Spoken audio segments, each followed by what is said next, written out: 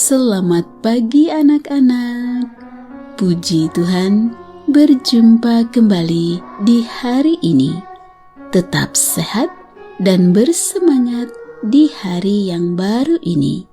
Sebelum memulai aktivitas hari ini, mari kita mengikuti renungan firman Tuhan pada pagi hari ini yang diambil dari buku Yesus adalah teman terbaik dan setia yang ditulis oleh Pendeta Marolop Sagala. Judul renungan firman Tuhan pada pagi hari ini adalah Permohonan Ditolak.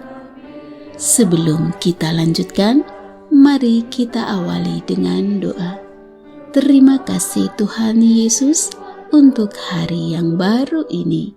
Sekarang kami siap untuk mendengar firman-Mu. Kiranya Roh Kudus-Mu hadir bersama kami. Terima kasih Tuhan Yesus. Amin. Ayat renungan firman Tuhan pada pagi hari ini diambil dari kitab Lukas pasal 16 ayat 26.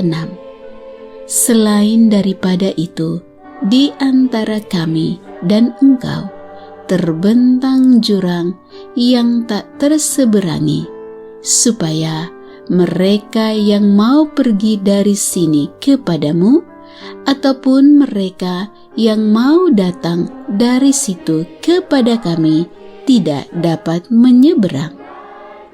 Anak-anak, kisah ini masih lanjutan dari kisah perumpamaan orang kaya yang hidup dengan kemewahannya ketika masih hidup, dan Lazarus yang miskin dan pengemis dan sering berbaring dekat pintu rumah orang kaya itu. Ketika orang kaya itu mati, kemudian Lazarus yang miskin itu pun mati. Kisah dalam perumpamaan itu berkata bahwa orang kaya itu dikubur dan menderita sengsara di alam maut. Sedangkan ketika Lazarus mati, lalu ia dibawa oleh malaikat-malaikat ke pangkuan Abraham. Lukas 16 ayat 22-23. Kisah dalam perumpamaan itu tidak mengajarkan bahwa orang mati kemudian pindah ke alam lain. Alam maut dalam perumpamaan itu dianggap neraka, dan pangkuan Abraham itu dianggap surga. Tetapi dalam perumpamaan ini, Yesus tidak mengajarkan bahwa orang mati langsung pergi ke neraka atau pergi ke surga. Dalam perumpamaan ini, Yesus melanjutkan pelajaran yang sudah dinyatakan dalam perumpamaan bendahara yang tidak jujur itu, yang menggunakan kesempatan kehidupan sekarang menentukan nasib di hari depan. Dengan kata lain, Yesus sedang mengajarkan bahwa ketika kita hidup sekarang ini menentukan nasib kita di hari kemudian.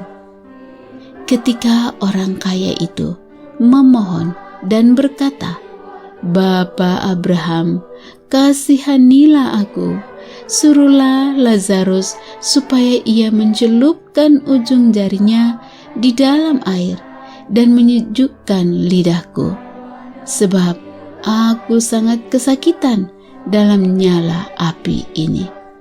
Lukas 16 ayat 24. Permohonan itu ditolak. Permohonan itu adalah sesuatu hal yang tidak mungkin terjadi, dan itu bukanlah sebuah kisah yang nyata. Itu hanya perumpamaan, karena secara prinsip tidak mungkin lagi ada komunikasi antara neraka dengan surga. Perumpamaan itu sedang mengajarkan supaya setiap orang mempergunakan kesempatan kehidupan sekarang ini dengan baik dan benar, karena perbuatan kita dalam hidup sekarang ini menentukan nasib kita pada kehidupan di hari mendatang. Oleh sebab itu, anak-anak yang dikasihi Tuhan Yesus, kehidupanmu hari ini sangat penting untuk menentukan hari depan dalam kerajaan surga. Demikianlah renungan firman Tuhan pada pagi hari ini. Kiranya Tuhan Yesus memberkati dan melindungi anak-anak sekalian pada sepanjang hari ini. Amin.